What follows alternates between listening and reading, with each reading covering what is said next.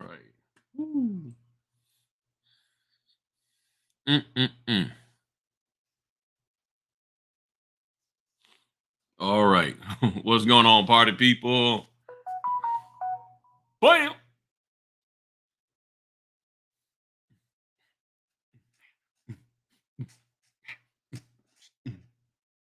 There we go. There we go. Pull them up. Pull them up. Mm. Pull them up. Pull them up.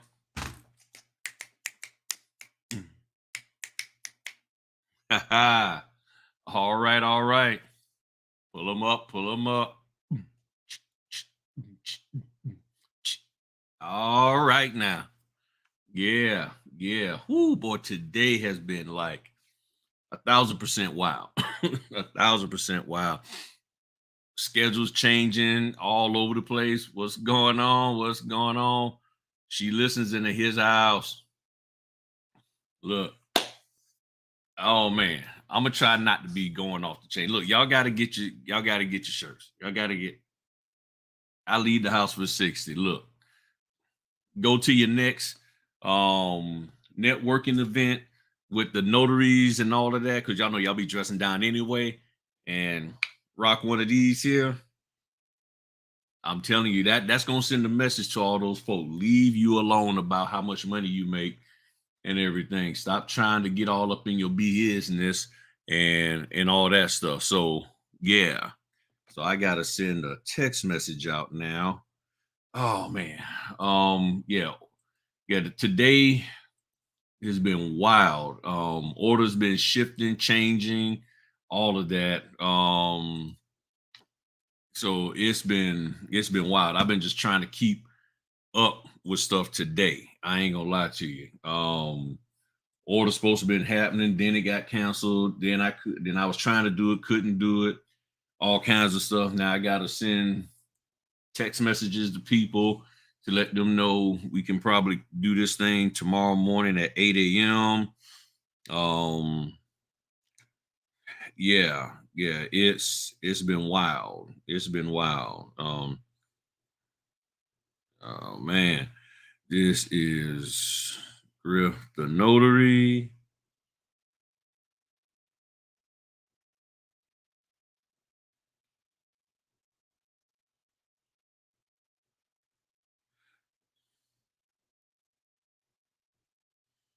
Yeah.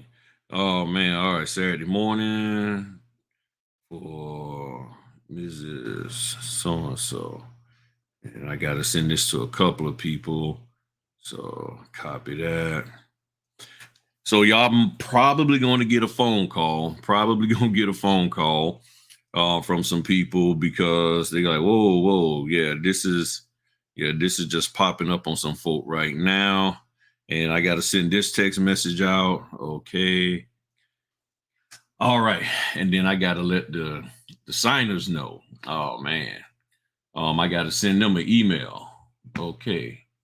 So, but yeah, everything's been great. It's just been real busy. Yeah, appreciate y'all hitting the like and everything. We got LaShawn up in here. Captivated Notary Store.com. All right.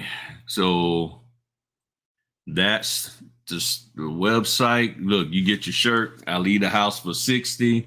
Yeah, I've been rocking this bad boy. And little kids be looking at that, like, what is that? I'm like, nah, you don't know nothing about it. This some old man stuff. So yeah, everything's been great, y'all. Everything's been great today. This week has been really busy. We got Monica from California. Thanks, y'all. Appreciate y'all. We got Deborah. We got Erica. We got Samantha. We got Angela, Latasha. We got we got Pamela. We got Tanya. We got my man Caprinis. We got Shannon. All right. As always, Keisha be rolling up in here. So really appreciate all of y'all. Yeah, so I know y'all saw the topic. Um, I got the topic from my wife. Not that she said, "Hey, you should speak on this," but the topic came up because one of her students told her that, "Hey, Miss Griffin, you're the first business owner that I've ever seen, or first person, you're the first business owner that I've seen run your business and keep others out." And I was like, that's a good topic. Are you really running your business, which I'm hoping you are, but are you able to keep others out? And you have to define what that others out is, for a lot of times, because the others out could be, bad advice, somebody trying to run your stuff, telling you to do things, sending you in the wrong direction. All of that could be somebody else is running the show. And the way I interpret it, and I could be wrong, I could be wrong. Let's see here. What is this here? Hold on. Let me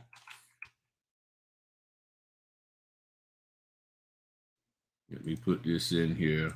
I know I be doing 5 things at the time. I wasn't trying to do all of this, y'all. What's tomorrow? 23rd. 23rd at 8 a.m. All right. All right. This is Mr. Griffin, the notary. I am assigned to meet with you online for your real estate closing transaction at 8 a.m. Eastern Standard Time on July 23rd.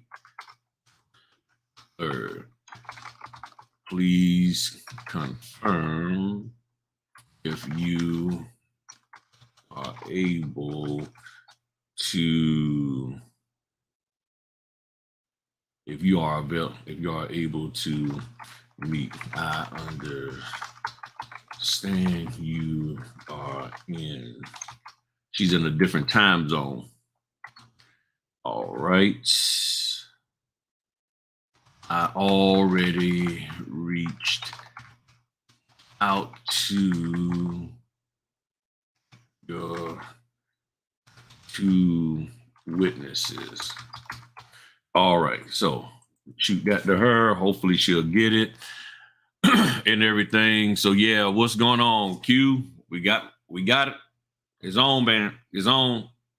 I tell you, this is one of the best ideas I ever had. I ain't gonna lie to you. But hey, what's going on, Akita? She's coming all the way out there from California. And feel free to chime in the chat what your thoughts are, because one of the things that me and my wife, we really had to figure some stuff out. We had to really figure some stuff out for ourselves with regards to people trying. No, that's yours or mine? No, okay. Both of mine? Okay. Anyone on mine or both? Just the top one. Hand me the top one when you get a chance. Yeah. But yeah, you can turn the dining room light off. Thanks, big man. Yeah. So one of the things that me and the wife, okay, I know that. Yeah. One of the things me and the wife, had to get some security door locks and everything. But one of the things me and the wife learned a while ago was that you got to learn how to keep people out of your business. Not so much, and I'm not talking about like just nosy, but actually keep them out from trying to run and dictate what you do in your business. That is the thing that we found that can be the hardest. And the sad part is it doesn't matter the age category of the people. There's people younger than you or older than you or your same age. They could be black, they could be white, they could be your in-laws, they could be your direct, your parents, they could be co-workers. For some reason, and that tends to be depending on how they look at you. So most people, I'll be honest with me, most people look at me as like, okay, Griff, you just don't know. Because I don't brag about all the stuff that I know. Maybe y'all think I do, I don't. But sometimes people like, okay, we need to tell you what you need to do in your business. And the crazy part is, it's an idea that I came up with. So I come up with an idea, and then somebody in my family be like, oh, well, let me tell you. Now, like I do have advisors, people give me good advice, like me and Q, we talk all the time, and Matherin, they give me some great advice. So I don't consider that's what they do for, and we do for each other is different. But you have the people who have no clue, have no idea, and they want to tell you what to do, or they might be in your same industry or trying to do stuff. And then you come up with a really good idea or a really good concept or a really good marketing way or something. And then now all of a sudden they got all the best ideas in the world to tell you how to implement it and do it. And it's nothing wrong with them having those things. But when you look at it, you say, well, look, this isn't what I want to do. This isn't the way I was looking at things. I hear what you're saying, but I want to run it this way. And and I've lost friends and people out of my life because I didn't execute what they thought I should. And it might have been a good idea for them. And they're like, oh, yeah. And I'm like, okay, but that's not me.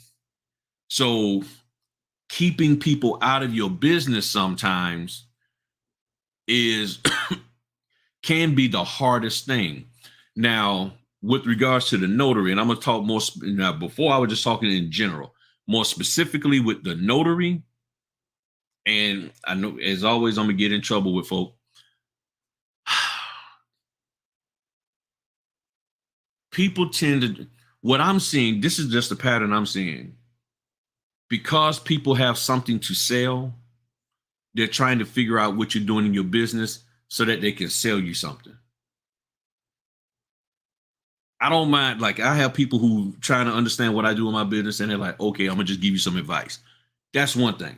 But if your advice is always attached to a dollar amount that I can't get any kind of guidance and some kind of direction without there being a dollar amount attached to the words that come out of your mouth, or it's very limited, the words you give me a sprinkling, but to get more, it's always a dollar amount, then, okay, I got to sit back and think about this, and I'm not saying that somebody shouldn't make money, but sometimes some advice is just what it's supposed to be. It's just supposed to be advice. It's not supposed to be advice with a swipe. You know what I'm saying? So, and this is what I'm trying to do. I'm never going to stop. And I know people think I'm trying to stop the people who are doing all the selling and the courses and the this and that. I'm not trying to stop y'all. What I'm trying to do is teach y'all what I had to learn to do. Man, you keep trying to get me on Clubhouse, man. I like the visual, okay? Like everybody talk about, I'm a visual learner. I can't learn notary unless I see it. I got to touch the papers and rub the papers on my face, and then I can do my loan closing. Same thing with me on this here. As somebody who likes to teach, I like to bring up diagrams or whatever. That Clubhouse thing, I can get on there and talk with somebody else, but nah. Nah, I'm gonna leave that to those folk. That's their thing. This is my realm. And that's why you don't see me do a whole lot on Instagram. I like this because I can do as much as I want. I can really be me here. That's the thing. This is where I'm at. This is my area. This is where I can really, really be me and stuff, and everything. But that's what you gotta have that. And And I just want y'all, and I'm not, again, like I said, I'm not trying to stop people from going out here making products that they can sell. But I'm telling you from my experience, which I have every right to, I had to learn that I can't throw my dollars out there on everything, and I have to vet them. I gotta, okay, what are you doing? What do you want to teach me? Got it. And to be honest, what it got even more confirmed from Samantha Smith, how she told me things rolled down there in Georgia, and how notaries down there in Georgia was rolling up into these title offices and lawyers' offices and to the state talking about, I want to make my $300, per signing and everything, and not realizing that they are, an attorney state. And then it got even more confirmed when I was talking with my man Stanley Wilson up there in Maryland, when he was saying people trying to do clone closings and they don't have the title license. So I'm like, okay, so there's things that you got to be aware of and make sure that you are doing things correctly. So I'm not trying to get people not to make money for is what they offer. I'm just trying to make sure business owners understand there's a responsibility that you have, because you have a responsibility for the the husband and the wife and the children that you have, to make sure that you can bring in the money that's needed each and every day, each and every week, each and every month, to take care of them. And you have to be mindful about where you throw your dollars out at. If you put your dollars too far, there we go. If you put your dollars in the wrong hand, what guarantee do you have? When people tell me there's no money back, okay, well, I'm not getting my money back. Okay, then I really need to look and investigate what it is, or being a part of you, because there's certain alliances.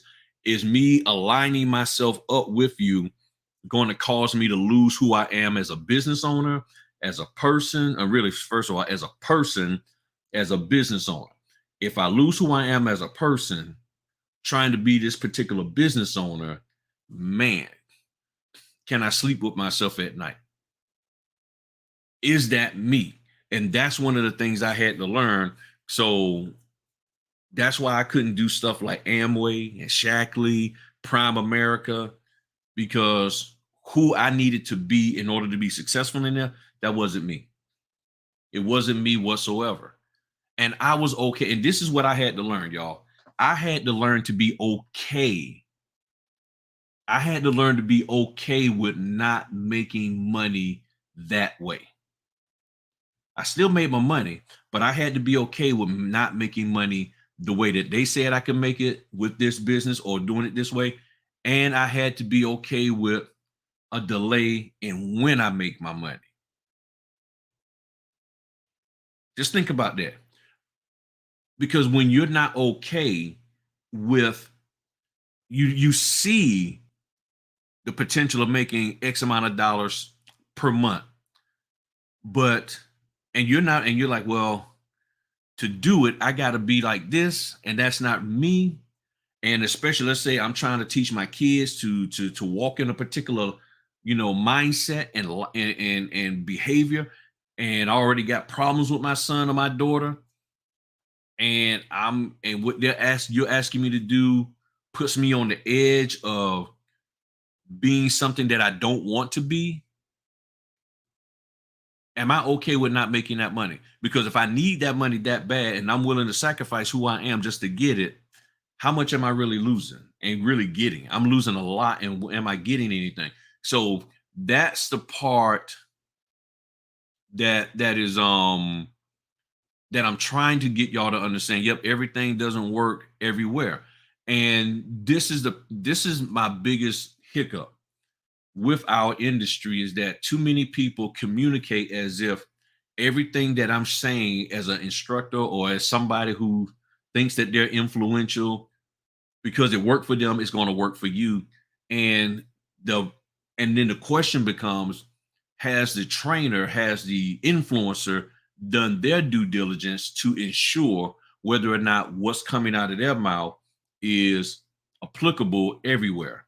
Now, on the flip side, what they're going to say is, well, it's not my job to make sure that what I'm saying works everywhere. That's on them because they're the grown up. Okay. So if that's the case, don't get upset and angry when people ain't buying your stuff after they do their due diligence and research and figure out, okay, what you got ain't really for me. Because let's be real.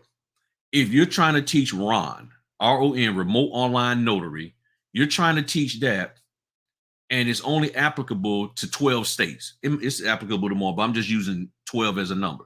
So out of 50 states, if you market it just as general, as just a regular thing, you'll get people from all 50 states.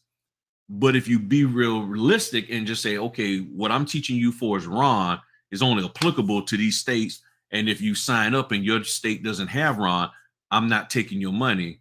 Now the question becomes, as a trainer, are you okay with making that amount of money? Can you manage your life and your household off of that amount of money? Can you? And see, when I started the notary success system, that is the biggest question that I asked myself. So I'm not saying something that I didn't do for myself. I had to ask myself, am I okay with making this amount of money with 1 to 5 students, only being able to do it here in Virginia, but looking at the results of what I'm doing as my measurement of success? So rather than look at the dollars, I'm looking at the outcome for the students. I'm waiting for one of them now to let me know how she did on her first signing. A couple of weeks ago, y'all heard one of the ladies, Tina, said that, coming to the training helped her out for her signing. So that's for me, that is really more so my currency than anything.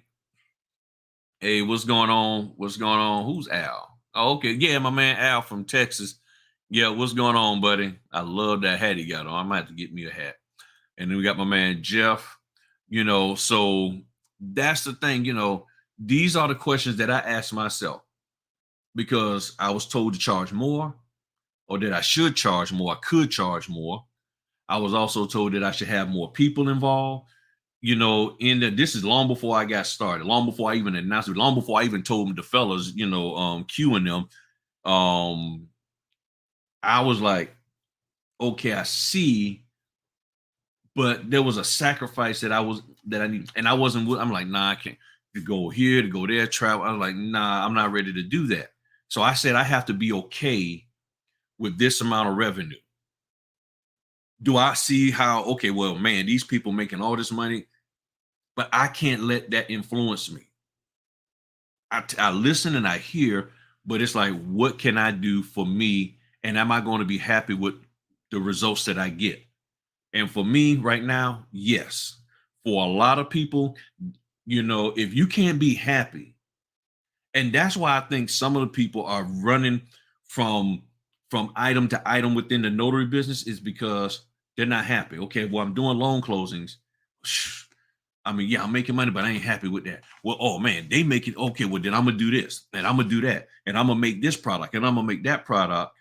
And there's nothing wrong with doing all of that.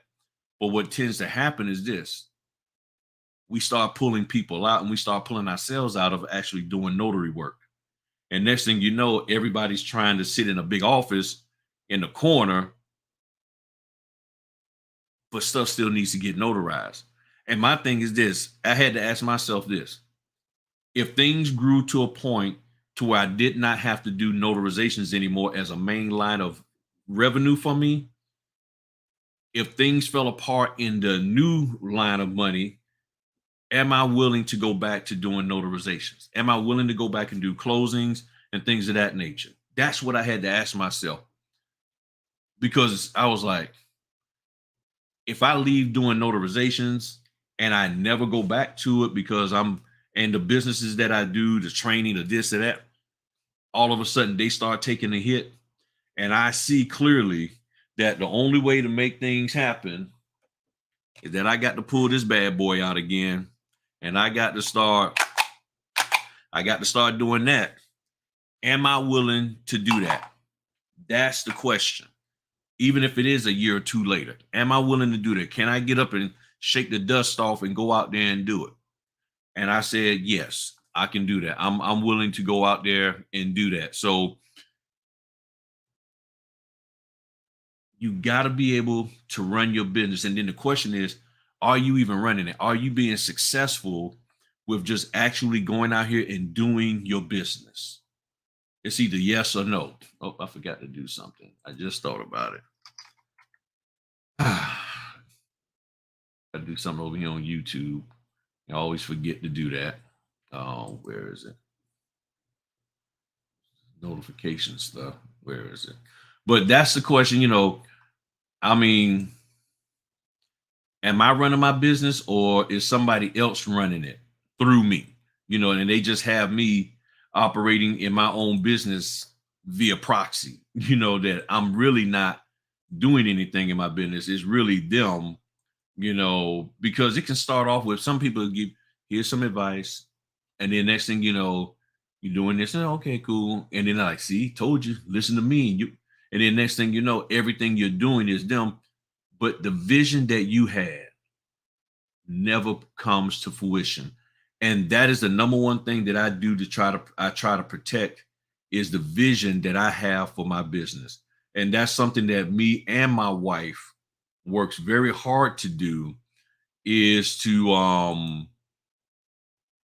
thank you, Griffin, is to make sure that the vision that we have for our individual businesses is what is being executed. Because here's the thing, before you ever really got connected with people, typically you developed a vision for your business and what you would like to do. Now, can things change? Yes. But is it still in line with what you envision? Now, for some people, they envision from the get-go, I don't want to do signings. I just want to sit around in the Crystal Palace and just run a signing company, run a training company, ... That's cool. But I want to make sure that the things that I do when I'm connecting with people is not deterring them, is not detouring them, is not causing them to go down a path that would remove them from their vision. And see, that's what good managers do. And if you ever take a business course on management, a course on management, it's going to tell you got to know the people. So when you have people with you and following you, it's not so much about building your vision. It's really about building their vision. And you have to make sure the people you're following understand that they're willing to follow, they're willing to help you build your vision. Because I should be able to build my vision irregardless of whether you're part of my life or not. If you're part, and there's a part where it's like part of my vision is educating and training people. But if you specifically aren't a part of my life, well, then I educate and train somebody else. And I don't want to ever do anything that's going to stop somebody from being able to accomplish their dreams. It's no different than with your son or daughter. The one thing that every parent despises, does not like, is when somebody interferes with their child's confidence and their belief in their dreams. Have the same fight and tenacity for yours. Just because business evolves doesn't mean you should abandon what jumped off the business. Yeah, right. And that's the thing. That's why I still love going out there doing signings, all of that. Yes, I had to sort of slow down a little bit on signings, like on the weekends because of the training and all of that. But these are different. Okay, my man. These are different things that I've took an account for. I was like, okay, let me look at this, let me look at that. Okay. But at the same time, if push came to shove, if somebody said, what would I give up for as notary and just do as I would go back to, I would always stick with the signings, the notarizations, because that's what I swore an oath to, because all it takes is for 30% of the people who are interested in taking training with me to say, no, I don't want to, boom, my revenue drops. But I can control what I do and the revenue. And here's the thing, I don't mind doing the work. That's the thing. I don't mind doing the work. When you're a person and you don't want to do a certain type of work, then you got to find something else to do. And then if that's something else you found to do starts crumbling and starts not producing, and you got to go back to doing what you don't like to do, then more than likely you're going to find yourself in a different industry. You see what I'm saying? That's where it's at. Thank you, Matthew. Thank you. Appreciate that. So, and that's the whole crux of what I'm doing with the Notary Success System. And I'm seeing it's working greatly. The people are moving forward like they need to. So,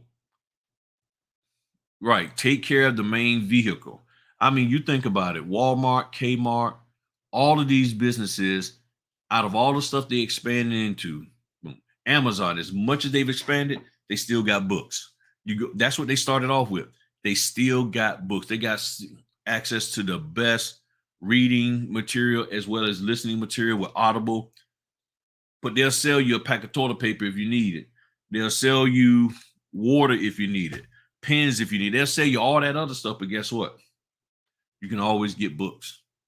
You can always find the books that you want on them. Amazon's, if you're on the Amazon bestseller list, DVDs, movies, all of that.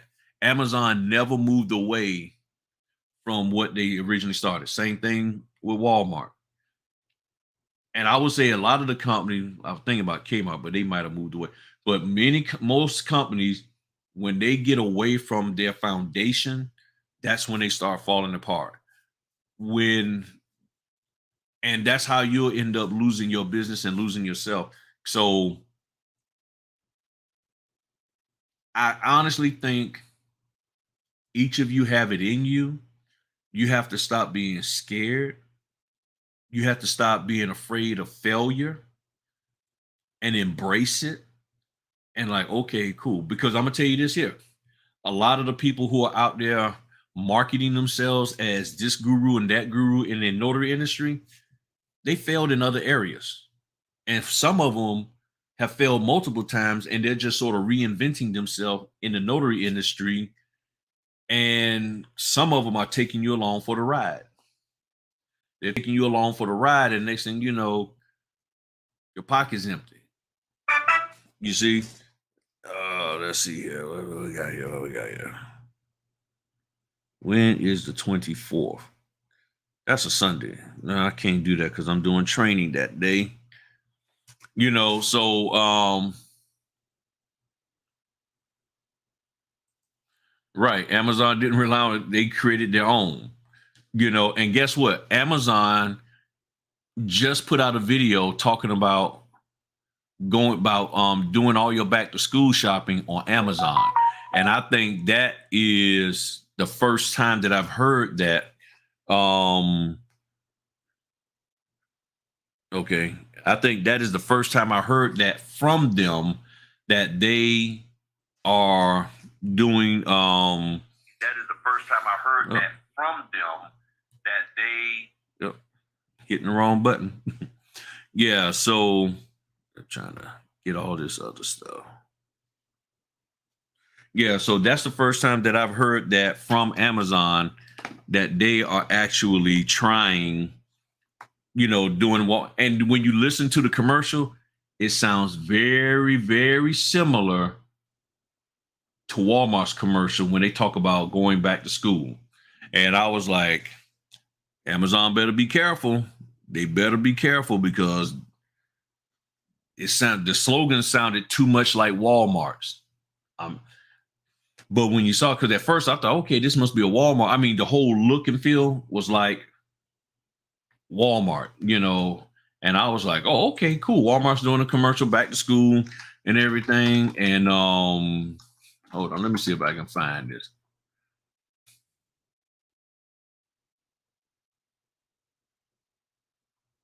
Yeah, let me share this out. I'm not gonna play it, but oops. Where is it? There it is.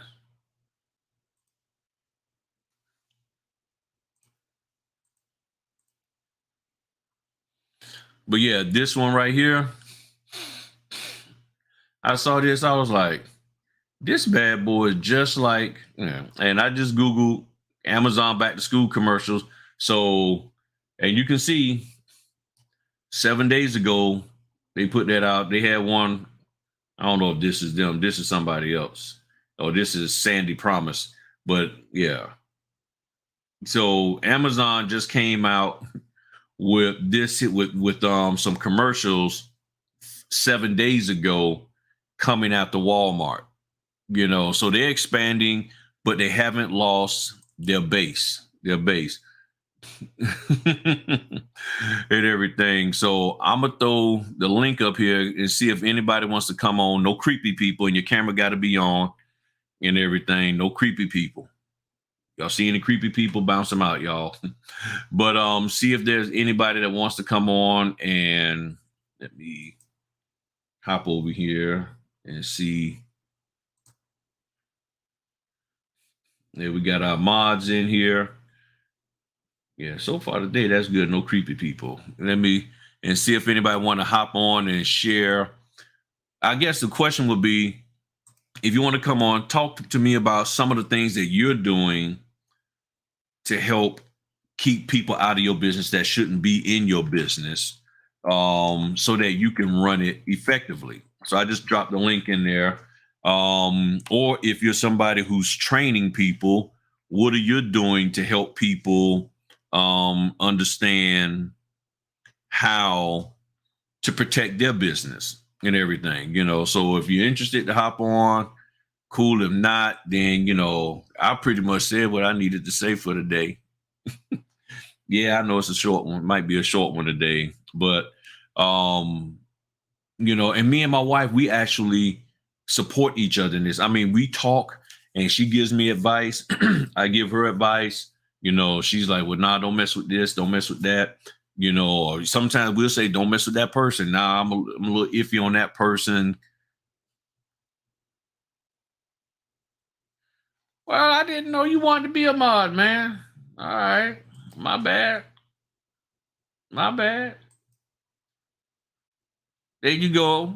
Oswald, you're a mod, so you can kick some folk out if they up in here doing stuff they ain't supposed to do.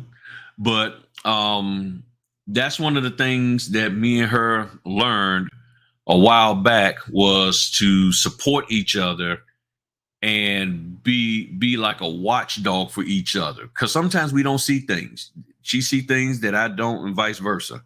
So we got my man. Hold on, let me get my speakers right, because I had disconnected them earlier, and I got to make sure I can hear Jeff when he talk. What's going on, Jeff? Hey, how you doing? I got Doing my shirt. good, man. There you go, y'all. There it is. There it is. I drove an hour yesterday for $55, so it's less than $60. My man. Woo, boy. That's all right. Hey, you said everything great, of course. I don't have anything to add, but I did put a YouTube video up today because I got scammed out of $300 on a it was one of those pay for play things, but it wasn't loan signings. It was for attorneys. Mm-hmm. So they give you access to all these attorneys in your area, and they'll assign you work essentially because they have your information. They can call you and stuff. And I told the guy, no, I didn't want to do it. And he said, well, you can try it for a week, and it costs you $1 because the dollars we're going to do a background check or some nonsense. And then I got charged $300 a week later. So I go, and so this is how I know I got taken, is because I got all these emails. I called the phone number. It's dead. The email gets kicked back. I'm like, what in the heck? So now I had to go down to my bank and go take care of that. So that's just a warning to everybody. Don't pay for anything, so I thought I was just gonna try it and see what they had to offer, but I didn't even have access to anything. So I essentially just made I wasted money essentially. Even the dollar I wasted because I didn't get to do anything. So that's just a warning to all notaries. Do not pay for anything. I don't care what it is, unless you get something in your hand, don't pay for anything, especially if they're promising you work, Yeah, that has been happening. And and there's been a couple of things I got scammed on too, and that's why I'm such an advocate to try to encourage notaries as new business owners just coming out into this. Think about what you're doing. Just don't be so eager to think that, oh, if I do this, it's going to put me head and shoulders above everybody else. But then the other side of the house, let's just say it did. So you do this and it puts you head and shoulder above everybody else. And now you got all this money coming in. Can you handle it? Can you truly manage and deal with an increase? I mean, just think about it. If you're working a full-time job and bringing in, let's just say $5,000 a month. And then all of a sudden your economy goes from you bringing in $5,000 a month to you got like 15 to 17 grand a month. For some people, they ain't never seen that much money come flowing in at one time. Yeah. Can you really handle it to where it doesn't put you in more debt? Because what do we have right now? We have a car bubble. There's a car bubble of people getting their cars repossessed because they went out with all that PPP money, buying cars, and within months of them buying a new car, Aston Martin, things of that nature, boom. I think there's a guy, look up a guy named Lucky Lopez. Look up Lucky Lopez, and he's some kind of car guy that goes around buying cars. And I'm telling you, Lucky Lopez Automotive Life. I thought you were going to say he's not lucky now because he bought a car that got repoed. Oh, no, he's the one that's going around buying up repossessed cars. He's buying the repossessed car. That's his name, Lucky Lopez. He's basically been out there saying, yeah, he's making money hand over fist because people went out, bought, and then guess what? I didn't realize this was going on. I didn't realize this was going on, but they got what do they have this thing called? Oh, subprime loans. They got subprime loans with the car industry. So in other words, the car costs $50,000. They're actually financing over 100% of the car loan. So next thing you know, you're getting $70,000, $80,000 for a car loan. You're like, well, the car was only 50, but you're getting 70, 80,000. Okay, I'll upgrade. And then next thing you know, 2 months later, you can't do anything. You get what I'm saying? So this is the kind of stuff that's going on out here. Let's see what here.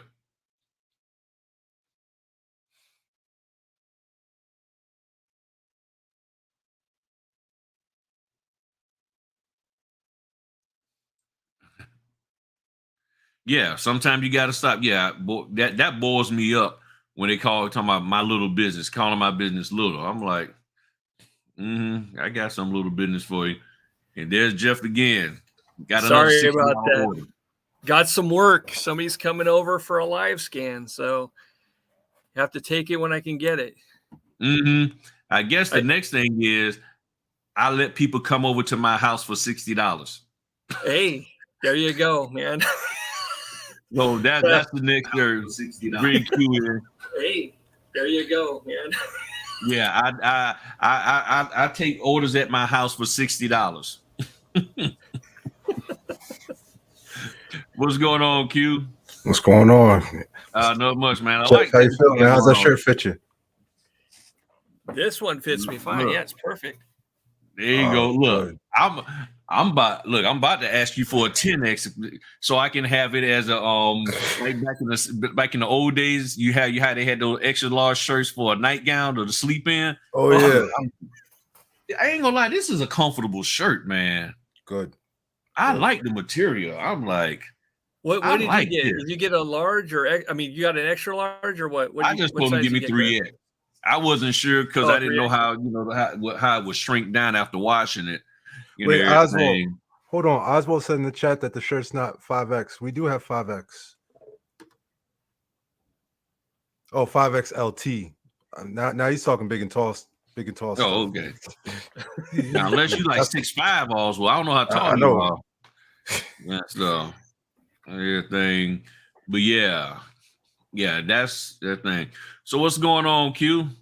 No, this is a really interesting topic. And I just wanted to chime in for a second. And it's really important for you to protect not only just your business, but your mind frame about your business. You have a lot of people out here that are using certain marketing tactics to create fear in the notaries, like they're missing something, like they're missing the secret sauce, and they have that secret sauce. And that constant push of, oh, you're missing this. You could be doing this, but you're not, because you don't have this special information that I have, is really playing into people thinking that there's more that they need to go out there and spend money on, and sign up for these 6-week, 8-week courses.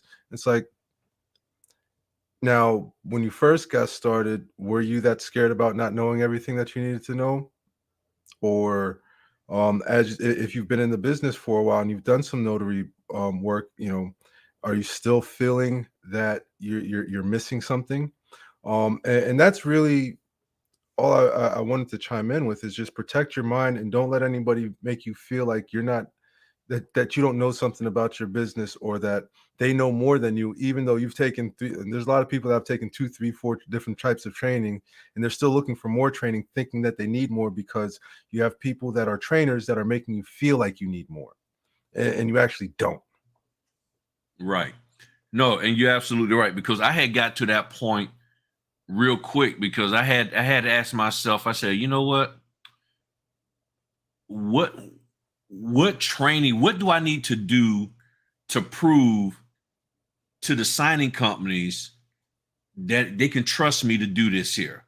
Because I started looking at what training is out there that would definitively make any company who came across my profile say, I can trust Grill. But I keep seeing in all the different training companies, they're saying, we don't like this group. We don't like that group. Take our stuff. Okay, so then I take your stuff. Then another company says, well, we don't like the fact that you took theirs. You need to take ours. So I'm sitting here like, okay, so what is it that y'all are telling me versus what they're telling me? And what I had narrowed it down to was, it's just more so the aesthetics of the process in which you like things done. But then when you listen to great folk like Laura Brewer, who says, okay, you have to follow your state laws irregardless of what that other state wants, then that becomes like, okay, so what does this state want me to do? Well, you want me to do it this way. Well, my state says it's okay for me to do it that way. So you have to accept what my way of notarization in my state to be in compliance with their guidelines. So what it is, you want it done correctly. Like sometimes y'all will see on some documents, it'll have notary public, and then it'll have a blank line with nothing underneath it, and then it'll have expiration. Well, what goes on that blank line in between your signature and where it says notary expiration?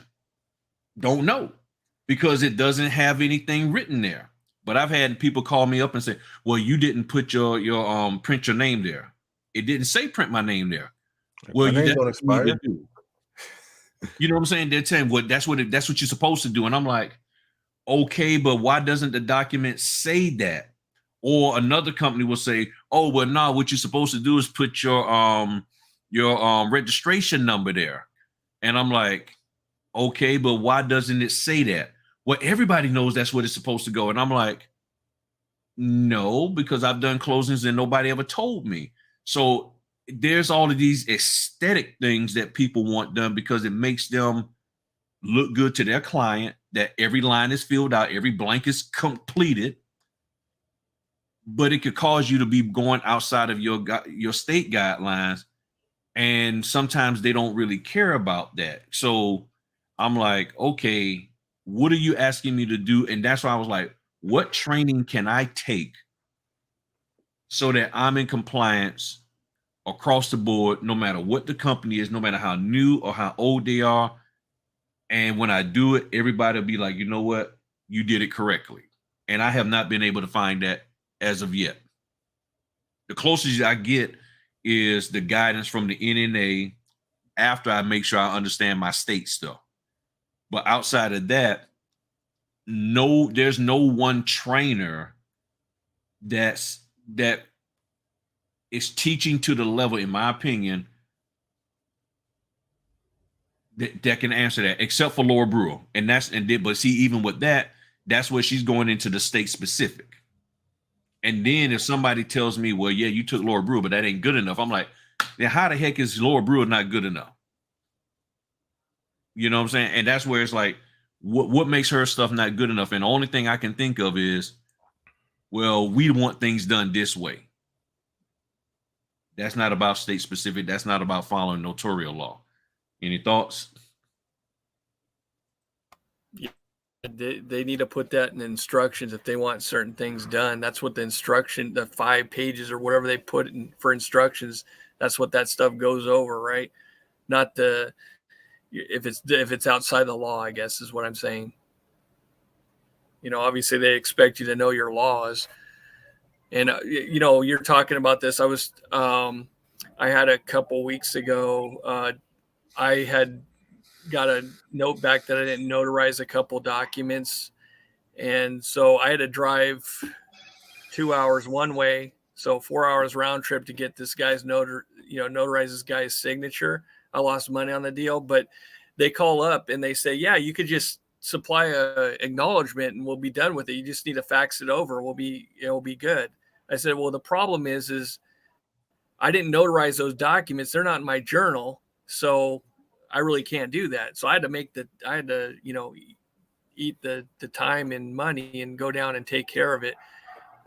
And then I did check the documents and there was no notary thing on there, no notary acknowledgement on there. So I just took care of it. But, you have to be careful about all these things, when you're going back and forth with these signing companies, because they'll make you do things that look in, for me, I mean, I could have thought, hey, yeah, this is great. I could just fax it over. Nobody will know, whatever. Well, unless I get audited, nobody would know. But right. And then I would know. Right. So you have to take all these things in consideration because they don't care. They just want the work done. Right. So that's why they don't, that's their whole goal. Right. So, yeah. And I understand that and stuff. And see, this here's the document that I'm talking about.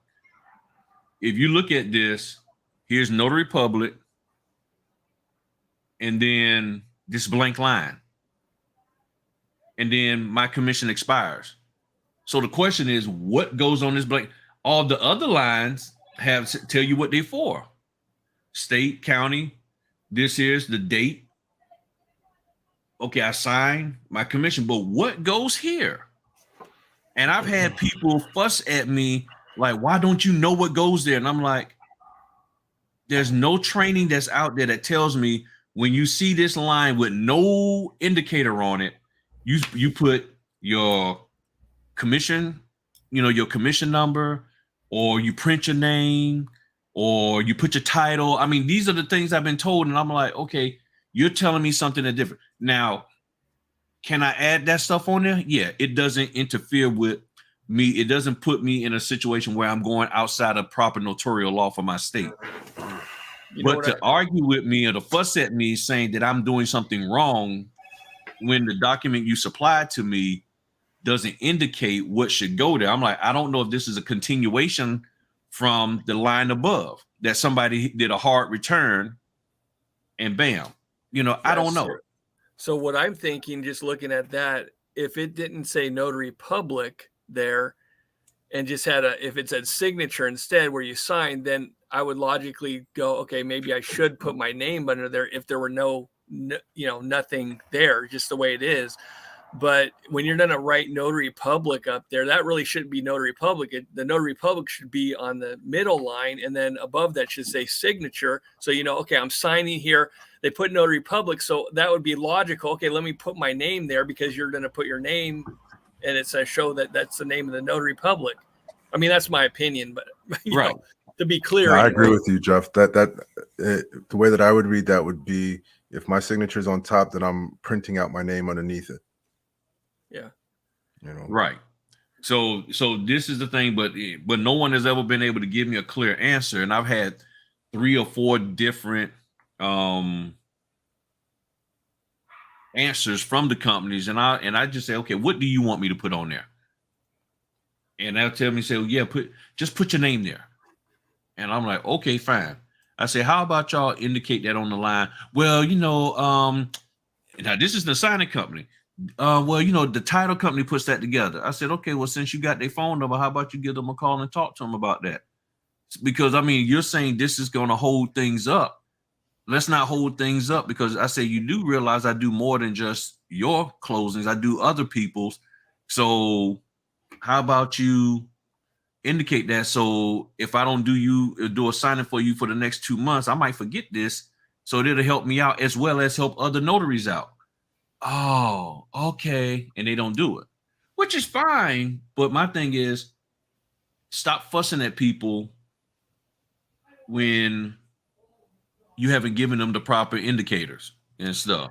So one of the things that I'd like to bring up, because it's really a big issue, and it kind of goes in line with this, having this line here that is, untagged for what we're supposed to do. A lot of these documents that we're seeing, it looks like we get a lot of document dumps of, they tell somebody, okay, this is what the loan package needs, and they just go into a folder, open up those documents and put them into a PDF and send them to us, without really taking into consideration a lot of times of what exactly is in those documents. And a lot of times these documents are being sent by people that have nothing to do with the documents being put together. So that's part of the issue that we're seeing, and I think that's one of the things that kind of throws notaries off, because coming from title, they're sending out general documents that they know have worked, but they may not be completely specific to your signing, and so they're working off of templates. Like we'll get documents from other states, and they still have the state that it's sending from, like let's just say Minnesota, right? They don't have Minnesota up there, and I'm seeing it here in Pennsylvania, but every single one of those notarizations that are in there has the venue as Minnesota. Now that's something, if you were a document preparer and you were actually paying attention and focusing on what you were sending to your signers or out to the notary, you would say, okay, let me go in and do a merge or a replacement in Excel or something like that, and change this venue to Pennsylvania, because that's where it's going. That's one of the things that, like, that's how we know that they're not actually looking at these documents before they're sending them to us, because little things like that would be changed. Right. Especially if you've already identified, I get things say, hey, 30% of notaries are missing this and 17% of notaries are missing that. So if you've identified what the problem is, and this is one of the big things that business owners are supposed to do. If you identify an area of deficiency, then the first thing is you come up with a resolution to it. So if we are missing signatures or stamps or forgetting dates, they expect us to say, okay, come up with a plan that you don't miss those things anymore. Got it. Thank you, signing company. Thank you, title company. I'll do that so I can keep doing business for you. But if you see that notaries are constantly missing something, then the question is, what can you do to ensure that they don't? So like this one here, I'm getting ready to show y'all. This one always had thrown me off when I first started. If you look in here, this here is the signature line, but it doesn't have anybody's name on it. Doesn't have borrower, doesn't have purchaser.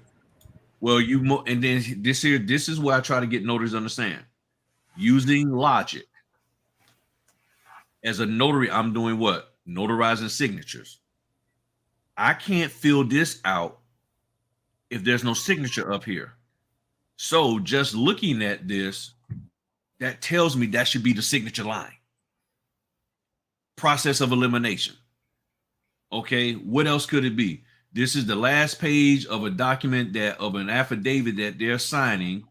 Okay, it says subscribed and sworn under pains and penalties. Ooh, I didn't just pain. Goodness. Pains and penalty. Okay, that's a new that's something I'm gonna have to research. Pains and penalty of perjury. Okay, so in other words, subscribe means they wrote. So that means they have to write something here, and they swore that they understand and they abide by it. So that means there's a signature here.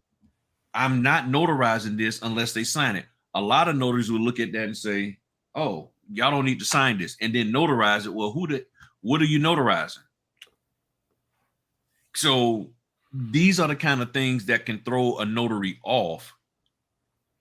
And this is the kind of stuff that I teach with my notary success system, helping people to get into the right mind frame. And I'm sure somebody's going to snatch this here whole example and throw it in their training system and everything and be marketing like, hey, guess what? I came up with a great idea. Don't let me catch you. But yeah, watch out for those lions and tigers, man. I know. Bears, oh my. But that's one of the things that goes on. And it's like, now you say, well, why? And to new notaries who are looking at this, why would they do this? Well, because they figure you grown enough and smart enough to realize what? That's a signature line. What the heck else would it be if you do what? Understand what you're supposed to be doing as a notary. If you understand your role as a notary, which is to do what? Notarize signatures. There's a signature. In order for there to be an acknowledgement thing there, in order for it to say subscribed and sworn, and if you understand the word subscribed in the Old English means you wrote out, it has to be a signature line. Well, who signs it? Who the heck is in front of you? Oh, okay, then who signs it? Now what do? You notarize it. It's that simple. It's not about all of the Vanna White and here's this document and here's all your interest rates and here's where you're going to get penalized if you pay after the 16th. All that's good, and then you can't figure this out. This is what gets you blacklisted. You send it back, not signed but notarized. You might as well just go ahead on and throw your printer up on Facebook Marketplace so Q can get it. That's just the way it rolled. That's what we got going on now. People bouncing out the business. Q gets the printers on Facebook Marketplace. We sell them for $2,000 a head, and we go out there and get our Maserati. No, I'm just joking. Hey, can I ask a question real quick, Griff? Go for it, man. In regards to that, because this is something that you and I talk about all the time, just talking about the printers and Facebook Marketplace. I'm just curious from the people that are in the chat right now. Most of you guys probably already have your supplies, but when you were getting started, would having a place to go buy used printers be something that you're interested in? Most so likely, y'all interested? Yeah, that's a good question. probably right now. Hey, can you guys hear me? Yes. Yeah, we can hear go you. ahead. All right. Catherine, go.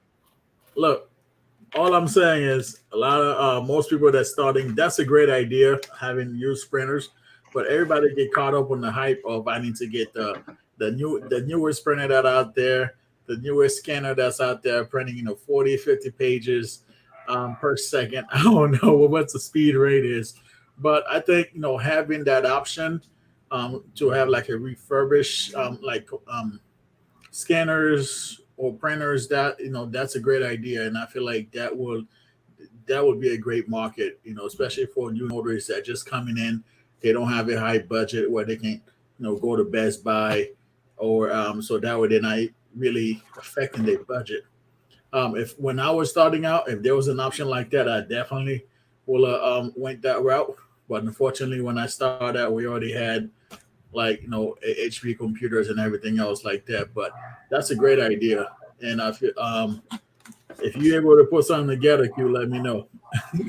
All right, yeah, it's something that I've been thinking about for some time, because I mean, ultimately, these people that are spending $350 on a printer, you come in and he's like, I gotta get the brother, it's $350. It prints 42 pages per minute. Excuse me. Speed is definitely a thing, but when you're first getting started, if you're not doing 6 or 7 signings in a day where you need that speed and you're trying to save time, you don't need 40 pages per minute. You're fine with 30. You're fine with 32. It's not that big of a difference. It might take you an additional 2 minutes.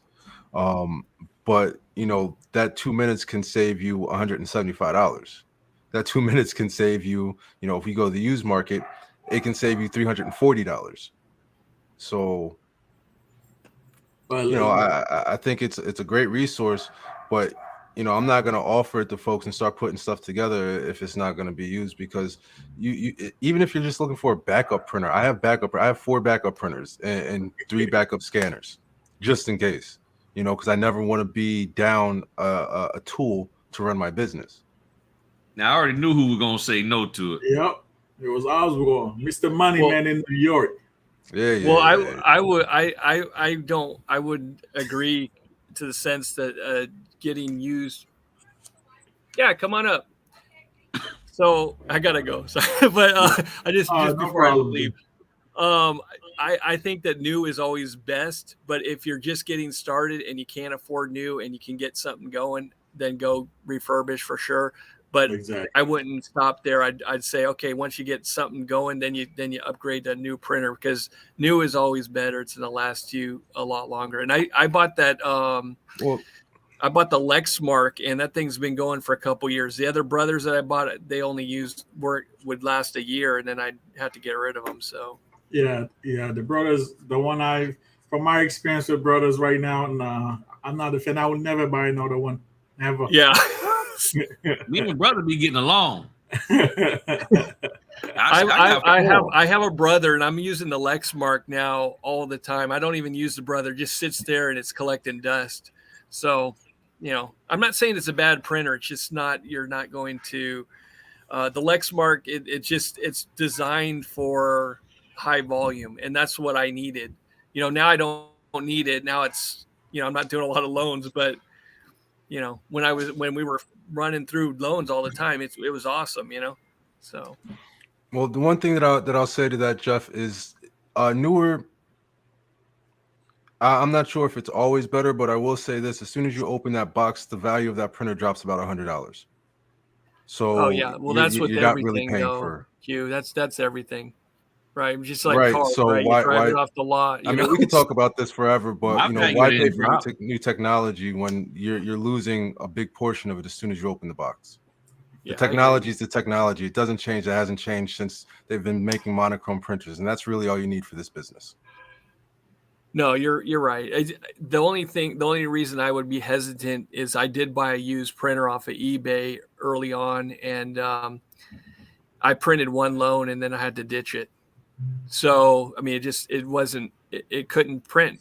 It was worn out. So I used it once and then I sold it. So, yeah. And those are questions. I mean, listen, and I wouldn't advise somebody that's not a technical person to go out there and just start buying used printers up, unless you know a little bit about technology and a little bit about printer maintenance. But if that was something that, collectively as a group, we kind of decided, between Griff Mathern and I, that we decided, hey, this is going to be something that's useful for everyone, they would be vetted. We would go through and check those printers to make sure that everything's good. I've done some research in some different markets just for customers that I've reached out to Captivated. And, I'm in a place where the used printer market is very cheap as opposed to Florida. I just did a search yesterday where it was a Canon printer. Not that that was what I was actually looking for, but it was a Canon printer in Florida that was $225. And here in Philadelphia, around me, that same printer was going for $35. Right. So there's a market. There's a market there. Yeah, you can't beat that. Again, Oswald talking about roaches, man. Look, I don't know where you stay at, Oswald. Like, where you getting volume printers with roaches? It wasn't him. It was one of his buddies. Yeah, no, that's definitely a great route, especially if you're just starting out and you're on a budget. Just like you said, if you are not a tech person, do not go out there and start buying printers. Get somebody that's able to check it with you, run a system, maintenance, check whatever they do. Like, I'm not a technical guy, that would be all cute, but you definitely don't want to just go out there and start buying stuff. Yeah. Man, You know, and the reason why I bring this up, just so that way everybody knows, is I'm not trying to push everybody to get a used printer, but you have people that are literally sitting on the sidelines not making money because they're trying to scrounge up the funds to afford a $345 printer. Yeah. So they're not going out there making money because they think that they have to go buy, you know, whatever your favorite influencer on YouTube or Instagram told you that you need to go buy. Yeah.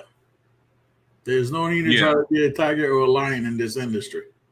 You know, go at your own pace, do your own research, stick to your business model, stick to your own vision and goals, you know, because stop trying to be like everybody else. I've always said that. I'm always going to say that because a lot of people right now, they are pretty much going by what the next person is doing. They are stealing information pretty much. And we've been seeing a lot of it. So stick to your goals and, you know, just trust the process. Yeah. And see, I mean, doing this business is not about being able to brag about you bought this expensive printer or you took this expensive training. It's about you making the money, because I would say everybody has joined into this business because they realized they needed to make money. They was like, hey, I need to make some money. And this seems to be an opportunity. But no sooner than you get into it, it's all of these little veins of other stuff, and you haven't got solidified in why you actually joined this business from the beginning. And you know, and a lot of people right now, there's this alliances, and you have to be careful about who you are partner with. The reason why I like being partnered with like people like Oswald and Q and Matherin and Caprinas is because they don't do anything to move me away from my goal or what I envision for myself. And we complement each other, and we encourage each other. Okay, boom. If I'm doing something that's not right, or maybe I could do it a little better, or hey, keep an eye out on this down the road. All right, cool. We advise each other that way, but we support each other where we're at. And it's not about anybody getting credit for any advice. You know, we'll give each other credit. Okay, yeah, I learned this from Matt and I learned this from Q, whoever. But, you know, we're not trying to establish what I call the cool kids club. And a lot of times people what you don't realize, the cool kids club is always ran by a small segment of people.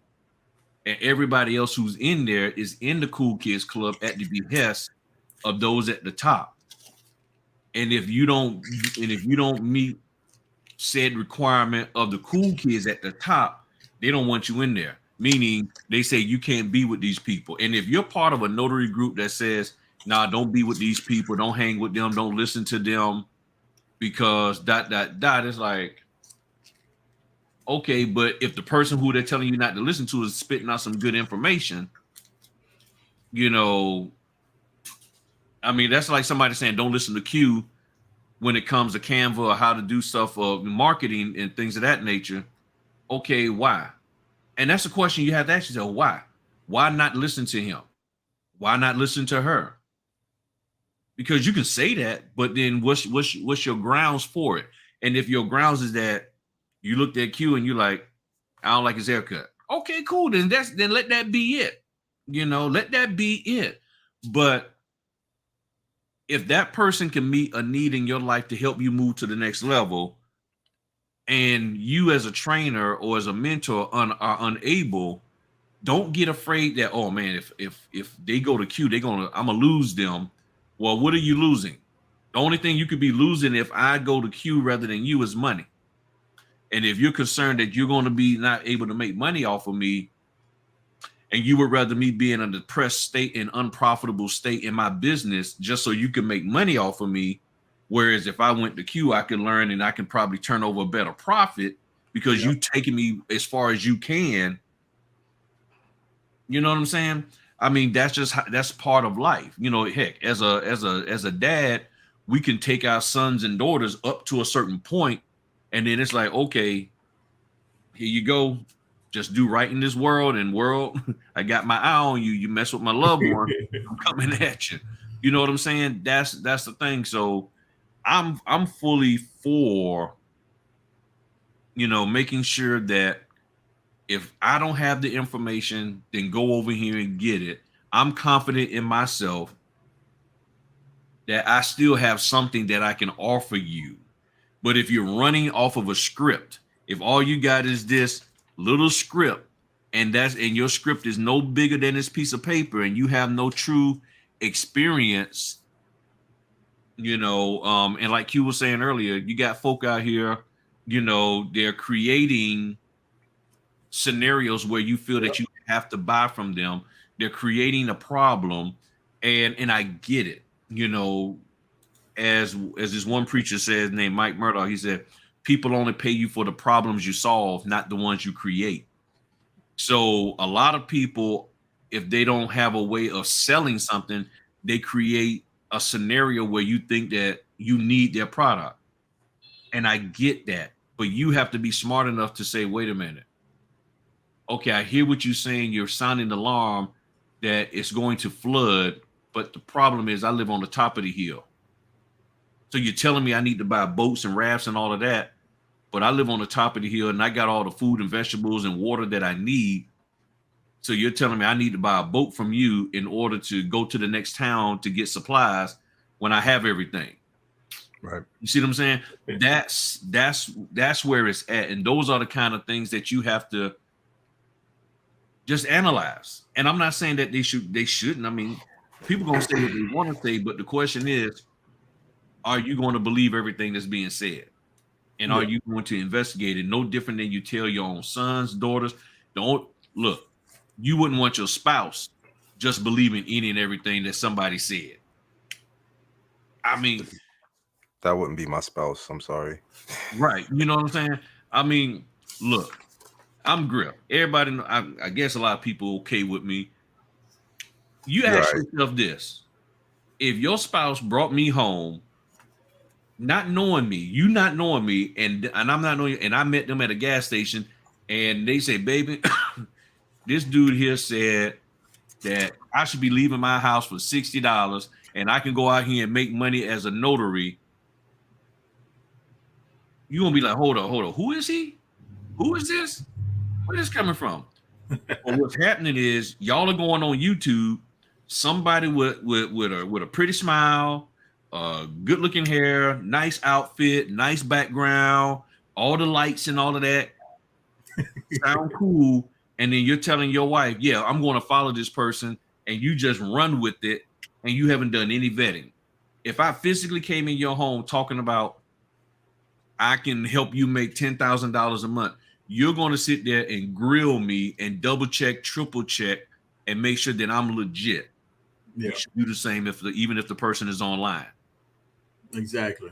And we was talking about this in Clubhouse about, checking reviews on people. The problem is, for most people, all the reviews are so positive that it's like, okay, well, I guess they good. But then you get in there and you find out, ooh. And what people don't realize is that some folk are willing to allow themselves to get taken advantage of because, it's like, you know what, this person ain't really all that they claim to be. Because to admit that you were wrong is something that a lot of human beings don't like to do. We don't like to admit that, you know what, I took this course, I did this, I moved from Kansas to Missouri. We just quietly moved back and let nobody know. They said, what happened? I thought you was gone. Oh, nah, I really didn't. It was just too cold over there for me. Nah, you got taken and you don't want to admit that you made a bad decision. And I understand that. So that means what? Do better vetting. Do a better job of making sure that you're not getting jacked.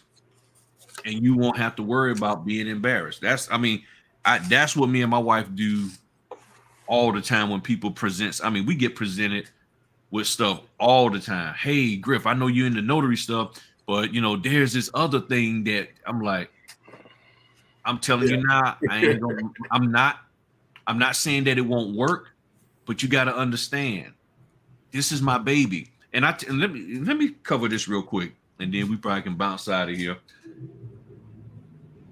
people are going to be presenting you with all kinds of opportunities to do things outside of notary as well as in. The question is, like, people come to me about, there's some people they wanted me to do some crypto stuff. They wanted me to do some real estate investing things and a whole bunch of other stuff. Here's my issue. If that stuff is going to take me away from running what I'm already got established, I won't mess with it. I don't care how much money it's going to make me, because I'm gonna tell you now, there's no amount of money that it can make me in most cases without me dedicating a certain amount of time to get it up and running. So if I can get it up and running with whatever time they want, and it doesn't interfere with me doing my loan closings and all of that, then I'm cool. But here's the thing. If you want me in your meeting at 7:30 in the evening to do this presentation or to sit in on a presentation, or you want me to go get 2-3 of my buddies to come sit in on a presentation, that ain't me. Yep. That ain't me. Any comments? Y'all say something, because I got to take this phone call real quick. Go ahead, Matthew.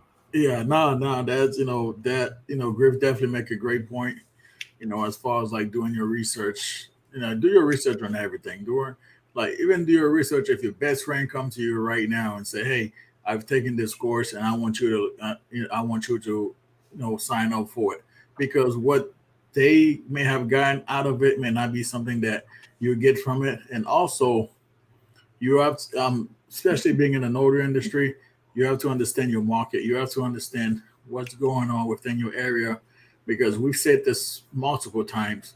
What works in my area may not work in Q's area, or it may not even work in Griffin's area. So that's why, doing your own due diligence when it comes to everything, like everything in business, everything in life, it's extremely, extremely important. And a lot of people lately, from what I've been seeing, everyone is following a trend.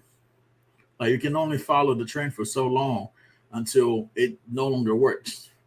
So now I'm seeing a bunch of, different trending people are putting out there. And it's like, where are you getting your information from? Are you just Googling information, then you packaging it up and selling it to people?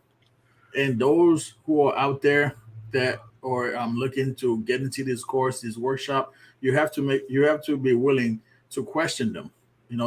Just like we've been talking about, questioning the trainers. Ask them, have they done it? Because what I've come across before, there were people selling courses and they never done any type of notary, never been to a notary appointment. They just study the information and they are reselling it. So you have to be willing to ask them questions. You have to, don't follow what the crowd is doing. Do your own research. That's extremely, extremely important. And just like Griff was saying about, he has to communicate with his wife. Same thing I do here. If you bring me an opportunity and I'm looking at it a little iffy, guess what? Next person I talk to is my wife. Hey, what do you think of this? And 9 times out of 10, she's able to read people. So she'll be the main one telling me, okay, nah, this ain't for us. This doesn't go with what we are doing. This doesn't support the vision that we have for Mandatory and Notary Service, or it doesn't support the vision that we have for a real estate business. So don't be afraid to ask questions. Don't be afraid to put people on the spot, because especially if you're paying them. If I'm paying you, I should be able to ask you any question that I want. And I don't want to hear that, well, talk to me after class, or talk to me after you sign up. No, I need to talk to you before I take the workshop, training, whatever it is that they are doing nowadays. But always be willing to do your own research, guys. And leave the house for $60. That's funny. No, you're right. Vet these folks. Ask for reviews. They should be able to show you reviews if they got something, that they have, that they're putting out there. With Captivated, there's a lot of people that offer similar products. Well, no, they're not that similar, but they're along the same lines, with marketing stuff and whatnot. And you see it on Instagram all the time. Hey, I'll make your logo. I'll do this. I'll do that. But then when you talk to them, it's like, okay, well, where's your portfolio? Show me what else have you done, right? Can you show me what you've done that relates to this industry? How many people have you worked with? The conversations start to get quiet for the most part. And that's why one of the things with Captivated that I did, because I am a service provider, is everything that I created, I created that. You can see everything that I do. I make sure that you guys can see the quality of my work. For a lot of people that are offering things out there, you don't really get to see what it is that they're offering. And they're, a lot of times they're hiding prices from you, and you don't really know exactly what you're getting. So take the time, vet, don't make, emotional decisions when it comes to purchasing. And ultimately, when it comes to sales, I got a sales background. I used to sell cars, right? That's what they're trying to do. They're trying to elicit an emotional response for you to make a purchase, right? So you just have to be knowledgeable of that as a business owner, and not make a emotional decision, but make a logical decision, right? And see things through. If you're looking at adding another line of service, I was just talking about this with a notary, with a Captivated client earlier. Diversifying, there's nothing wrong with that, but make sure, one, that your main vehicle is taken care of. I said that in the chat earlier. Yep. And two, see that business through, right? Talk to enough people where you're getting an idea of, all right, how much time is this going to take away from my main business? And am I willing to do that? And does this have the potential to keep me busier than what my main business is keeping me? And that could be a good or a bad thing. This could be something that's a side hustle, something that you're not making as much as your main, but it requires a lot more from you. And that's just something that you have to take into consideration, to just take a look at, what is it that you can actually do, and make sure that you're protecting your bottom line at the end of the day. You are absolutely right. Absolutely right. And also just stick to what you know. It's like I think Griff with Q had mentioned it. Stick to what you know. Whatever you're good at, stick to that.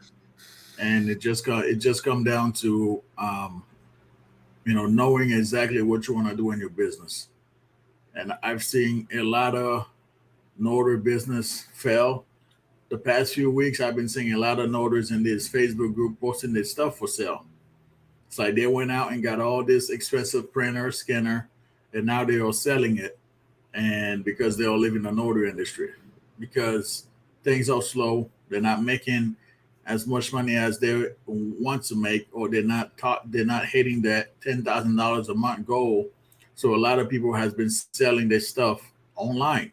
So if you're looking for products right now, I guarantee you can go to a Facebook notary group, and there's someone in there that's selling their printer right now, because they are not finding that success, or they are not willing to commit themselves long-term into this business. And if you are not willing to commit yourself long-term into this business, or any business, then there's no way you are going to be successful. I've been in notary for 5 years now. And I tell you what, there has been, like, the cycle. It's just part of the business. Like, I'll have weeks where I barely get any calls, or if I do get calls, it's conflicted based on my current schedule. And there are weeks where my phone just don't stop ringing. But a lot of people now, they are living because they are experiencing those weeks where they're not getting as many appointments. They're not making a certain amount of money throughout the month. So now they are leaving the notary industry to go to another business that most likely they are not going to take the time to mute. research. Yeah. Flipping printers, tech. They are flipping they are flipping printers on Facebook right now because they cannot handle the shift right now. They're not making enough money right now.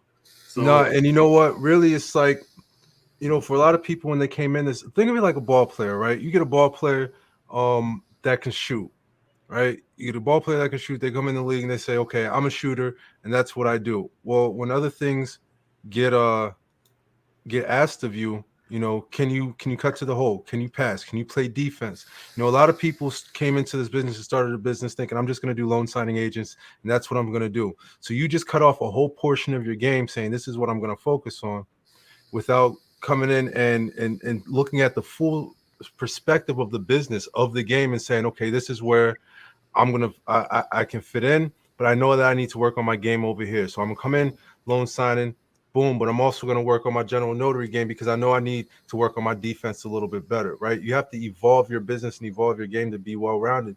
And I think that's why you're gonna see a lot of these folks kind of falling out and selling off their stuff because when they came in, they were so one-track minded, they thought all they had to do was shoot. Yeah. They didn't know that they had to run down the court and finish playing ball. Nope, not at all. And that's the problem. That's a huge problem. You know, that's what we are seeing in the industry right now, which is fine with me. Look, the past year I had so many new notaries in my area. Look, they're all falling off right now. All falling off, not taking an appointment. Hey, that's fine with me. Look, I'm still ranked number 1 on Google. So if you're looking for a notary, you will find me. But you know, you don't do your research, you don't prepare for the worst. When the worst gets to your front door, you don't know how to act but quit. True, yo. And what Shannon said, I could tell you. Wait a second. There's been more going on in this chat. What Shannon say?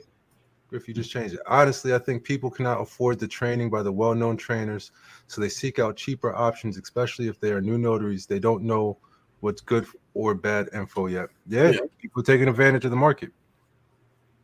That is true, and there's a lot of that going on right now. You know, because Q, if you remember when we did the live last week, we spoke about where I got, why I took the loan signing course when I was starting. That's because I thought I was missing something. They come to realize I wasn't missing absolutely anything because that's what everybody was talking about. That's what the signing companies were saying. You know, because so I ended up taking it only to find out that I was already doing loan signing. I just didn't have a fancy phrase for it. You know, so it's just one of those. It's one of those. It's Darium. Griff had up there. Oh, you just took it down, Griff. So I think some folks don't know how to do research and don't know where to start. You know, that's a really good point. And sometimes you don't know what you don't know until you don't know it. You know, talk to folks, so with starting a business, like you can't do this on your own, right? And that's one of the things, if you listen to Eric Thomas, he'll tell you, like no man is an island. You can't just build this thing on your own. Talk to other people and use questions that other people ask you and go do a Google search, man. You can search anything on Google. Because what ends up happening is a lot of this information that you're getting from people that you're paying money for is a Google search away for free. You know, a lot of these tactics about ways to market your business, take my course. You can just do a Google search and just do a Google search for small businesses, and not just notaries in general, because a lot of this information is just basically small business information that they're applying to the notary business and making it seem like it's secret sauce. It's not. Absolutely. You're right. You're right. What you guys say about that, Griff? No, I agree. You know, I mean, some of the stuff is just a simple, take your time, and you'll be able to find the answer. Look, people can find stuff when they want. Look, y'all find those special deals when you want to go on them cruises, right? You find research that. I mean, research that they find all of that stuff. And then they be sitting up there down there in Cabo, New Mexico. And people are like, how you got down there? I ain't telling you. I found my way down here and all that kind of stuff. And I'm like, okay, so when you want to find something, when you want to find a good deal on some red bottoms or some Nikes or whatever, you find, a good way to get you some tickets to the some courtside ticket. You can find that stuff. But people are afraid that if I try to figure out this notary business, I might get it wrong.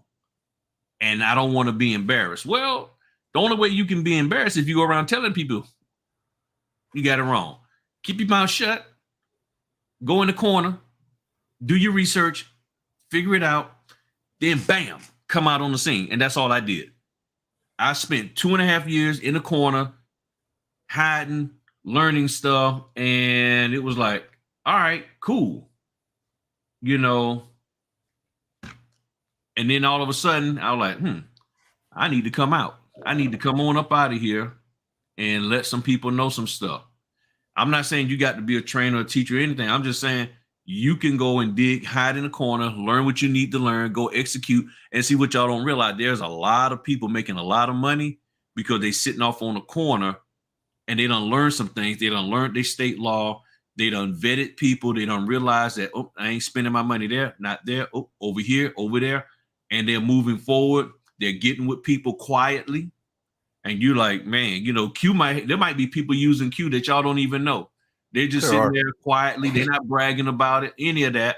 But they like, okay. And there's people who come to me for stuff. They'll never tell y'all. They will never tell you that, yeah, I learned this from Griff. They come, they learn, and then they go implement it, and they're making the money that they need to make. The question is, what are you going to do?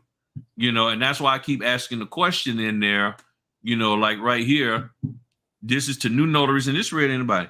You have to define what you need to be trained in. What do you want to be trained in? If you want to be trained in how to explain documents, then I'm not the one for you. I'm not going to teach you that. Look, the phone call that I got was from the young lady who just did this, the last person who just did the training, Miss Miranda, and she said everything was fine.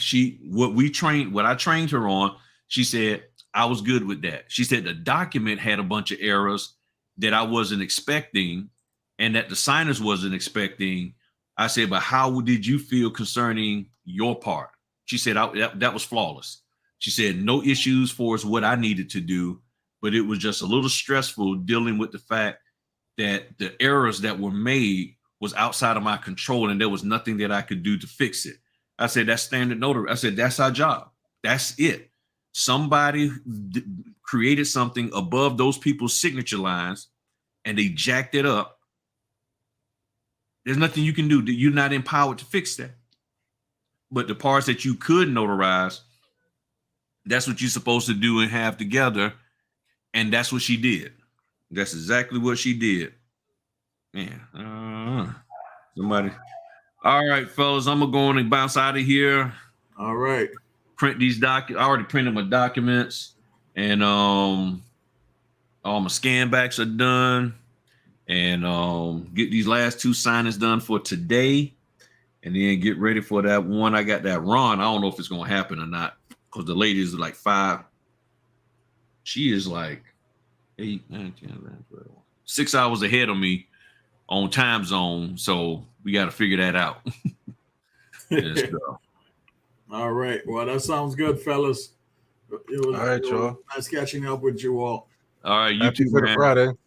Y'all have a good one now. All right. Sounds good. All right, party people. We had another good one. Y'all, thanks. Have a great one. Enjoy yourselves this weekend. And just remember, go get your shirt, Captivated Notary Store. Peace.